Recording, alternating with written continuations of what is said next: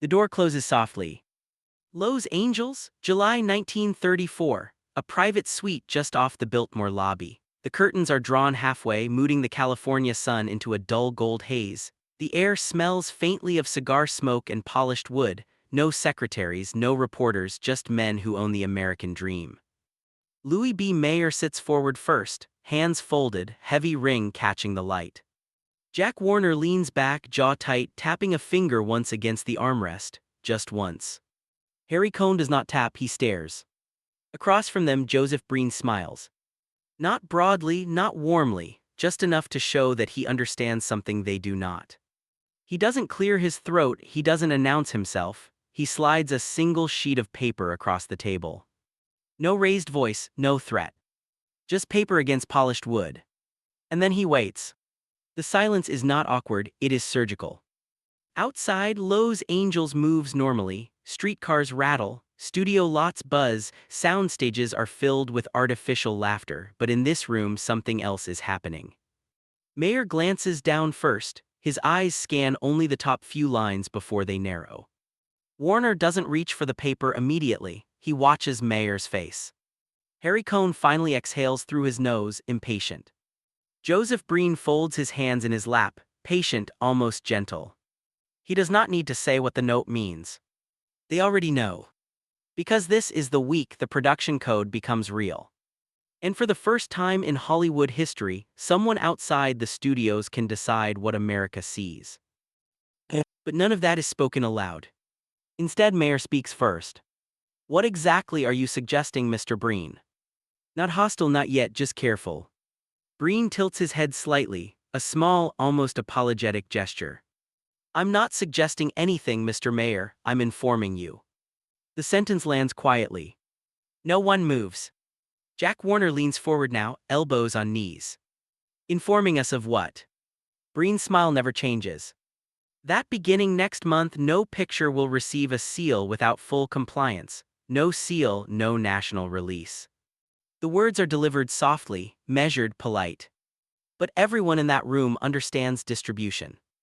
Without the seal of approval from the Production Code Administration, theater chains across the country, many owned or influenced by religious and civic groups, will refuse to book the film. No bookings means no revenue. No revenue means collapse. Mayer sets the paper down carefully, too carefully. You're talking about revising scripts. I'm talking about revising behavior. Breen's eyes move slowly from one man to the next. On screen. Another pause. Warner lets out a short laugh. It isn't amusement, it's disbelief. You think you can police this industry? Breen does not flinch. I don't need to.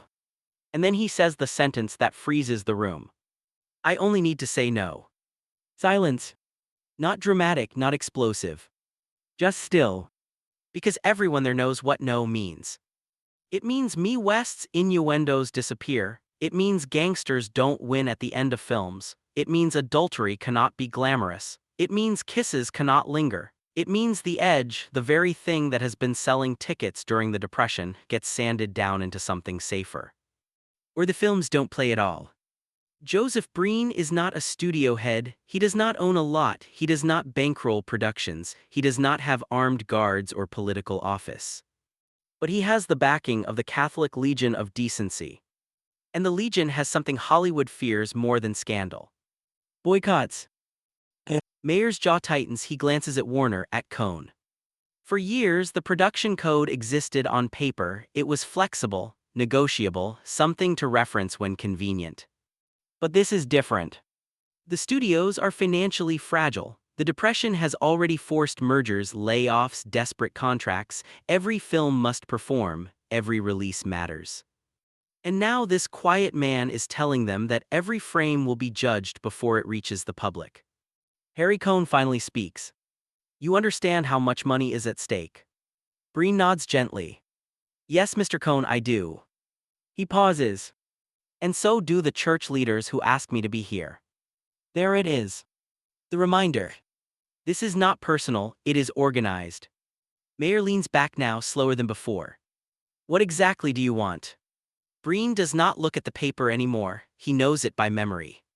Crime must not appear profitable, adultery must not be justified, the sanctity of marriage must be upheld, excessive kissing restricted, clergy treated respectfully, no ridicule of religion, no sympathy for moral corruption. He lists the rules as if reading a grocery list. Ordinary, neutral. But the implications are enormous.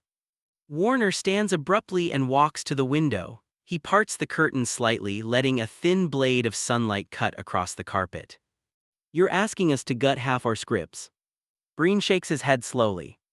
I'm asking you to protect your industry. The sentence hangs there. Protect. From whom? From the audience, from moral outrage, from Congress. From themselves. No one answers. Because they all remember the hearings in Washington, the murmurs about federal censorship, the threats that if Hollywood did not regulate itself, the government would. And Joseph Breen is offering them an alternative. Obey quietly. Or face something louder. Minutes pass without speech. Cohn studies Breen's face, searching for weakness. There is none, just composure. Mayer finally breaks the silence again. And if we refuse? Breen's smile fades for the first time. He does not hesitate. Then your films will not be shown in thousands of American theaters. No anger, no volume change. Just fact. Jack Warner turns back from the window. You're bluffing. Breen meets his eyes directly. No, Mr. Warner, I'm not. Another silence. Longer this time. In that pause, the balance of power shifts. Not dramatically, not visibly.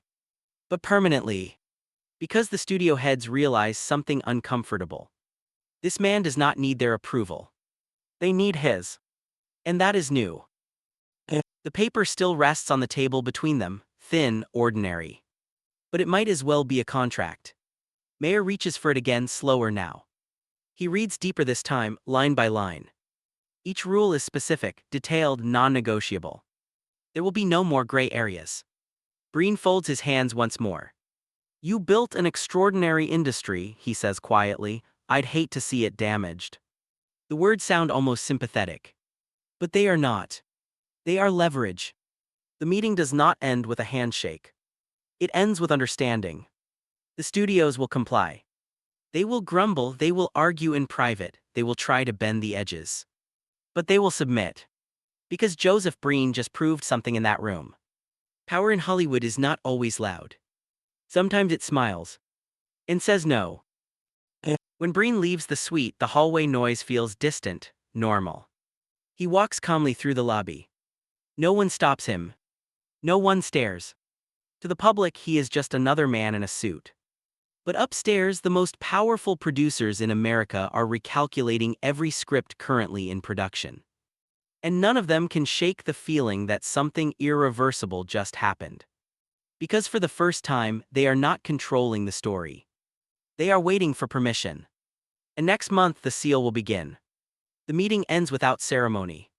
No handshake, no raised voices, no slammed doors. Just chairs sliding back against carpet, papers gathered, jackets adjusted.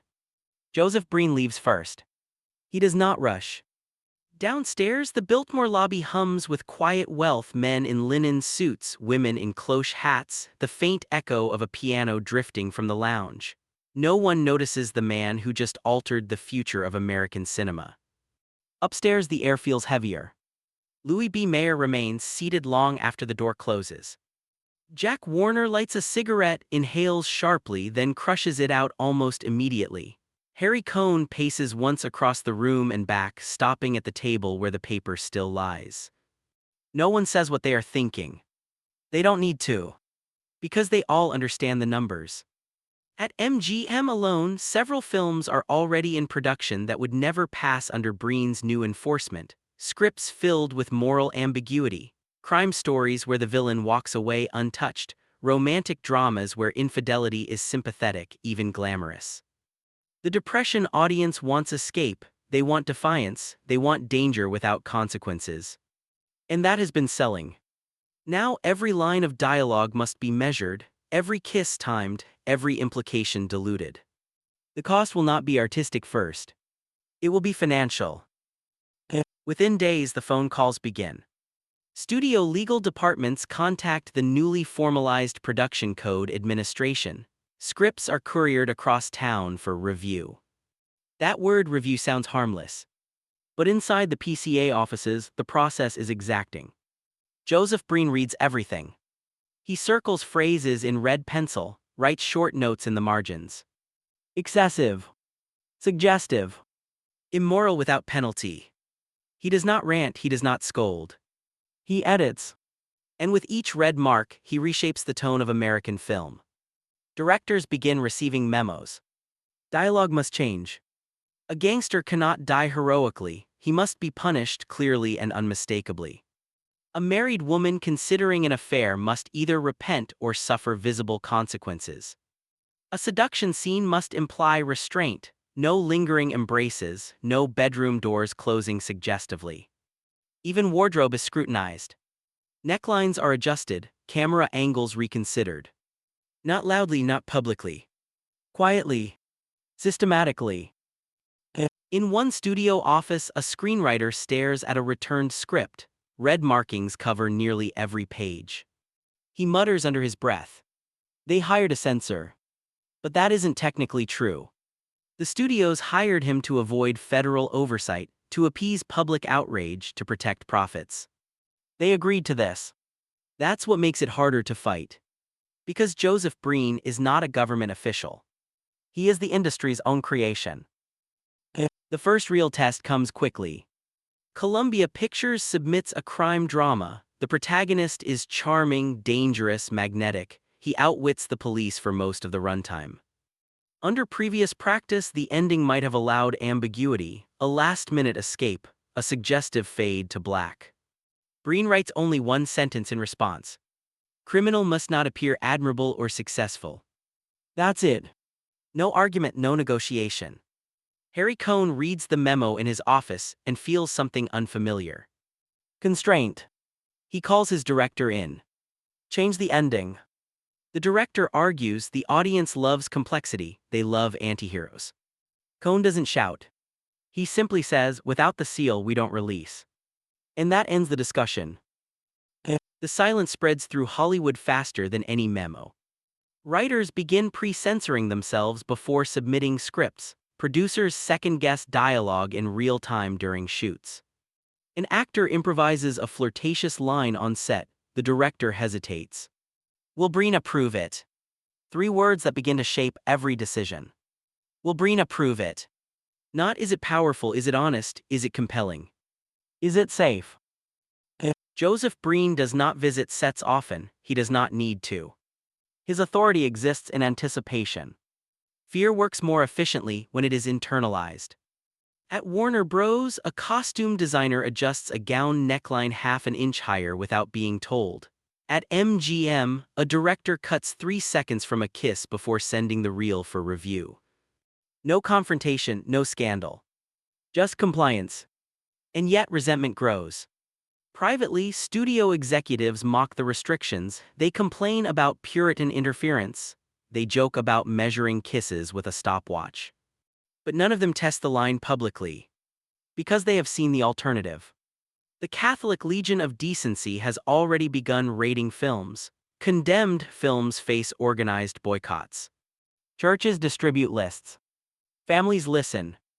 In small towns across America, theater owners cannot afford controversy. If a film is labeled immoral, attendance drops. Hollywood does not fear priests. It fears empty seats. One afternoon, Jack Warner requests a private meeting with Breen. Not at the Biltmore this time. In Breen's office. The shift in location is subtle but significant. Warner sits across from him, hat in hand. He presents a script that pushes boundaries subtly, intelligently. No explicit wrongdoing but emotional complexity. Surely, Warner says carefully, we can trust audiences to understand nuance. Breen reads a few pages silently. He does not look up immediately. When he does, his expression is calm. Mr. Warner, nuance is not the issue. Warner waits. The issue is influence. Another pause. Motion pictures reach millions, influence must be responsible. Warner considers arguing further. But he stops. because he realizes something uncomfortable. Breen genuinely believes this. This is not about ego. It is conviction. Conviction is harder to move than pride. Warner leaves with notes. More revisions.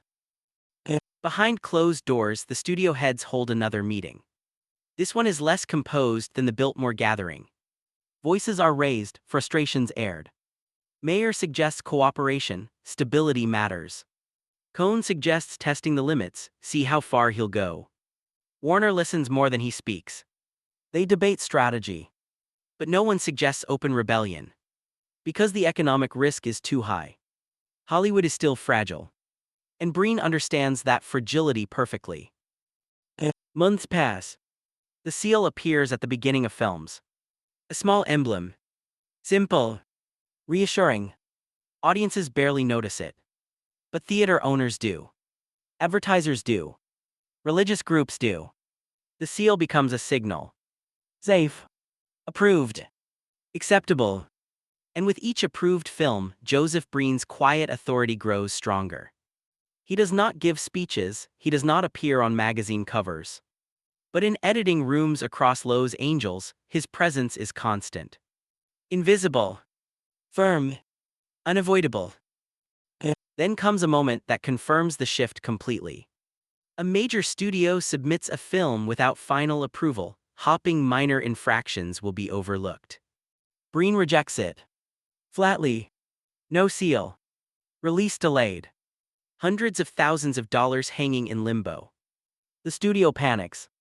Calls are made, appeals attempted. Breen does not waver. The film is re-edited. Resubmitted. Approved only after changes. The message travels instantly through the industry. He will say no. And he will mean it. By the end of 1934, something fundamental has changed. The studio bosses still control contracts, budgets, stars. But they do not control the final frame. Every story must pass through one quiet office first. Every risk must survive one calm review. Joseph Breen rarely raises his voice. He rarely threatens. He simply reads. And decides. And that is enough. Because power in Hollywood has shifted from spectacle to silence. From producers to approval. From ambition to permission.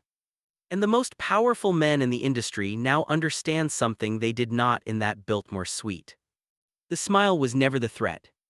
The no was. By 1935, the arguments have grown quieter. Not because anyone agrees. Because they've adjusted. Inside studio story conferences, writers no longer pitch scandal first. They pitch consequence. Directors frame moral lessons into third acts before cameras even roll. A villain's fate is no longer debated, it is predetermined. Punishment must be visible. Order must be restored. The audience must leave reassured. This becomes instinct. And instinct is the final stage of control. Joseph Breen does not celebrate this shift. He doesn't hold press conferences claiming victory. He sits in his office each morning, reviews scripts, and writes short, restrained notes. Revise. Delete. Clarify moral outcome. Sometimes only one sentence. But those sentences ripple outward across studio lots, across soundstages, across the country. An actress known for sultry roles finds her scripts altered. The edge that made her famous is softened. She adjusts. Some stars thrive under the new restraint. Others fade quietly, their personas too dangerous for the new climate. No one publicly blames Breen. They blame the times. But everyone in the industry knows where the changes begin. Years pass. The production code becomes routine. It shapes genres in subtle ways. Film noir emerges later, darker in tone but careful in resolution. Gangster films continue, but crime never triumphs without penalty. Romantic dramas grow more suggestive than explicit. Entire scenes are built around implication rather than action. Audiences adapt too. They read between lines. They notice when a bedroom door closes but the camera cuts away. They sense what is forbidden without being shown. In a strange way, censorship forces creativity. But it also builds invisible fences. And invisible fences are easy to forget. Behind the scenes, the studio bosses still grumble. They still attempt to negotiate with Breen when a project matters deeply, but those negotiations happen in lowered voices, through letters, through careful phrasing. The defiance from that Biltmore suite never returns. Because the risk is clear. A rejected seal means delayed release. Delayed release means financial damage. Financial damage during fragile economic years is unacceptable. The calculus never changes. Then quietly, something else begins to happen. The production code does more than regulate morality, it influences public perception. On screen, authority figures are rarely corrupt without consequence. Religious leaders are portrayed with respect. Marriage is upheld, divorce is treated cautiously. Deviations from social norms are framed as tragedy or cautionary tale. The images repeat. Week after week, year after year.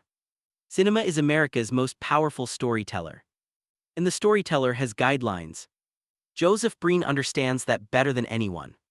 He once described motion pictures as a force for good or harm beyond measure. He believed he was protecting the nation's moral compass. His critics believed he was narrowing it. But belief is not what gives power. Consistency does. And Breen is consistent. In private, some filmmakers test the edges. Billy Wilder years later crafts dialogue sharp enough to cut but structured carefully enough to pass. Alfred Hitchcock masters implication. Directors learn to imply sex, violence, corruption without explicit depiction. They maneuver within the lines. But they never erase them. Because erasing them requires confrontation. And confrontation risks shutdown.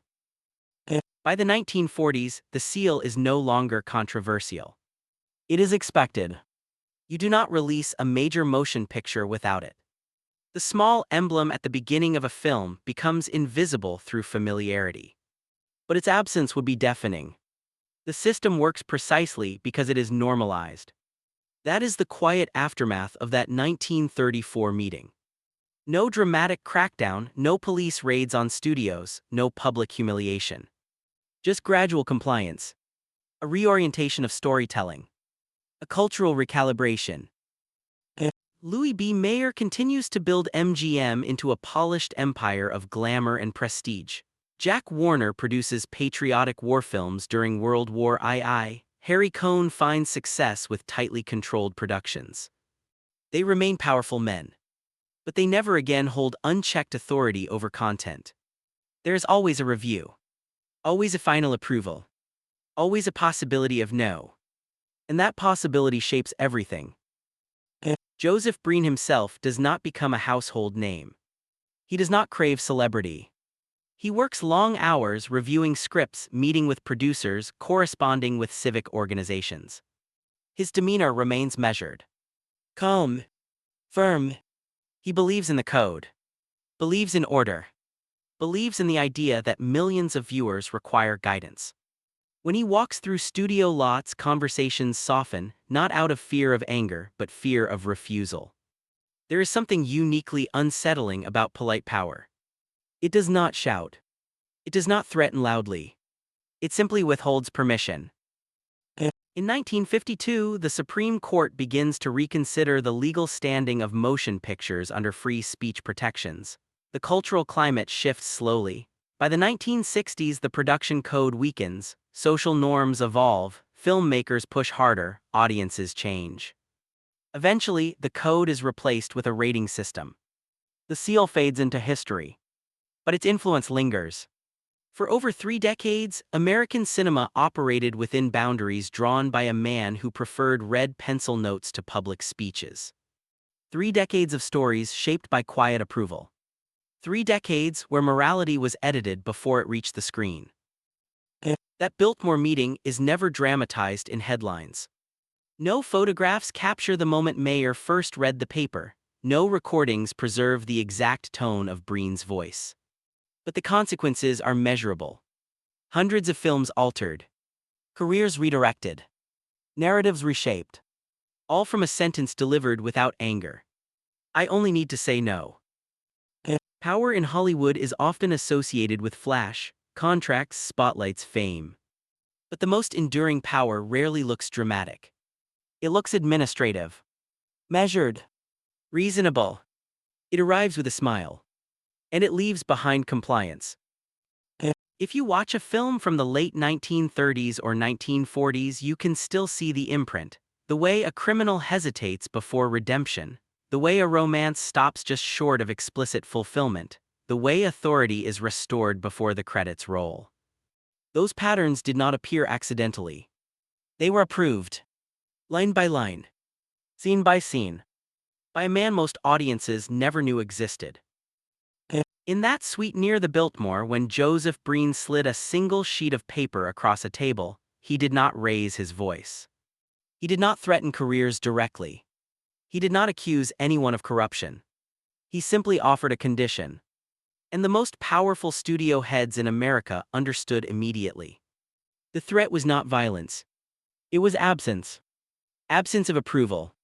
Absence of distribution. Absence of revenue. Silence where applause should be. The meeting ended quietly. The consequences did not. For decades, filmmakers told stories knowing someone unseen would decide whether America could see them. That knowledge shaped every script meeting, every rewrite, every cut in the editing room. The smile was brief. The silence was longer. And the no echoed for 30 years. Not shouted. Not televised. Just written in red pencil. And accepted. The room at the Biltmore returned to normal that afternoon. The curtains were opened. The sunlight came back in. The men left to run their empires. But something invisible stayed behind. Permission. And in Hollywood, permission can be more powerful than power itself.